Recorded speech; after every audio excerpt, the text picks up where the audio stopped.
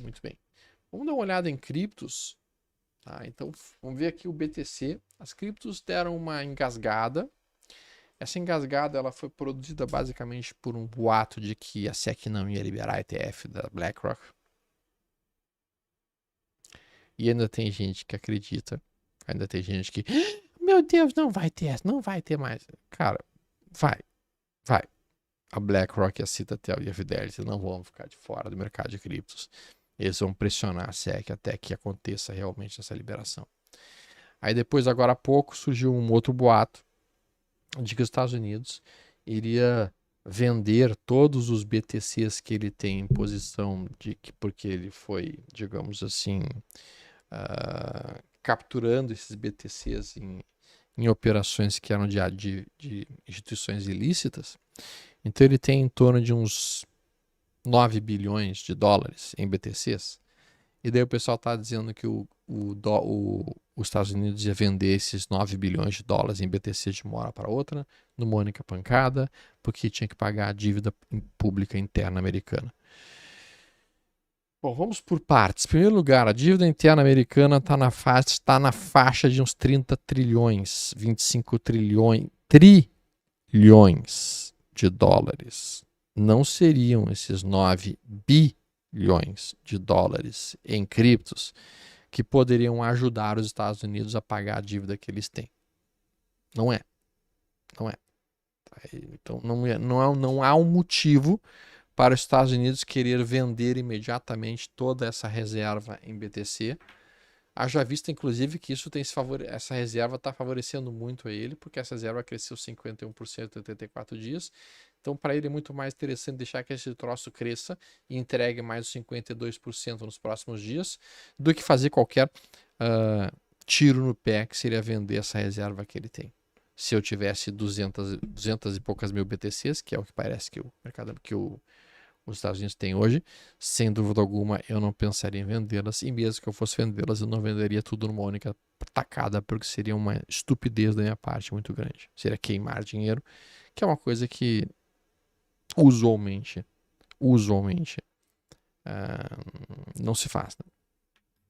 Então aqui o BTC segue numa tendência de alta, topos e fundos ascendentes.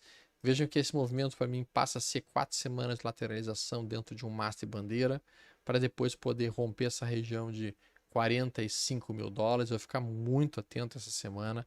Se a gente conseguir romper os 45 mil dólares, a gente se liberta definitivamente, porque não tem mais resistências antes de 68 mil. Ah, não, até tem uma aqui, ó. Tá, para não ser completamente dizer que não tem nada, lá em 48 mil dólares tem esse topo aqui, o topo de abril de 2022.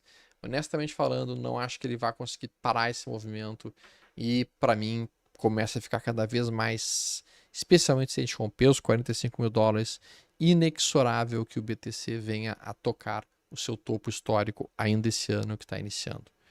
De fato, para mim, com o halving que vai acontecer lá por maio, junho, eu entendo que é bem provável que o BTC ultrapasse o topo histórico. Tá? Mas por enquanto eu estou trabalhando apenas com a ideia de onde estão as resistências e onde estão os suportes. Resistência para o BTC, 48 mil, 45, 48, 68 mil dólares. Essas resistências. Suportes para o BTC. Bom, a gente tem um suporte importante aqui na faixa de 37, 38. Um outro suporte bem importante na faixa de 32. Eu gostaria tanto de ver BTC de novo a 32, mas acho que não sei, acho pouco provável que aconteça, bem pouco provável. E por último aqui, mais um suporte importante na região de 25 mil dólares. Essas são as regiões mais importantes que o BTC tem como suporte. Não digo que é impossível que o BTC volte para 25, porque em termos de criptos já percebi que nada é muito impossível, tá? Elas podem fazer de tudo, elas são realmente muito loucas, vida louca total. Mas o mais provável é que continue a tendência de alta. O gráfico diário é uma acumulação, galera. O gráfico diário é uma acumulação. O gráfico de 240 minutos também, uma acumulação. Já o Ethereum, que é a outra cripto importante, vamos olhar aqui Ethereum, ETH, Ethereum. Ethereum também segue, e agora Ethereum está num nível muito mais atraente, muito interessante, no meu sinal. Porque a gente rompeu este retângulo para cima. E depois de ter rompido esse retângulo para cima, a gente faz esse movimento que vocês estão vendo aqui. Isso aqui para mim é um pullback desse topo rompido, é uma acumulação para que a gente consiga dobrar esse retângulo para cima. Então, de uma maneira geral, quando a gente consegue romper um retângulo, a gente tem o costume de dobrar esse retângulo.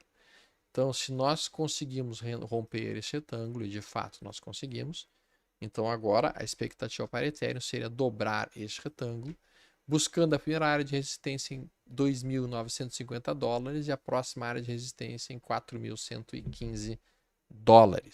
Essas seriam as zonas de resistência para gráfico semanal para o ano de Ethereum.